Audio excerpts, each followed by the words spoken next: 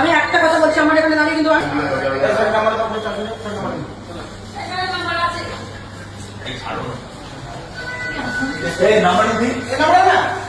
কি হয়েছে ভাই, কি হয়েছে?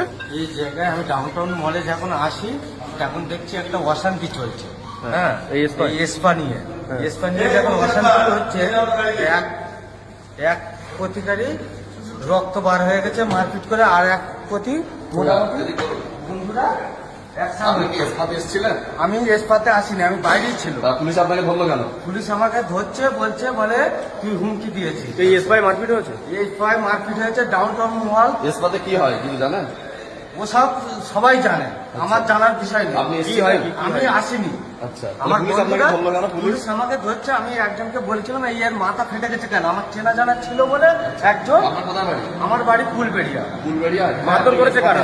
না না স্যার, আসেনি। মারধর করেছে কারা? মারধর করেছে ওরাই মারপিট করেছে। কারা?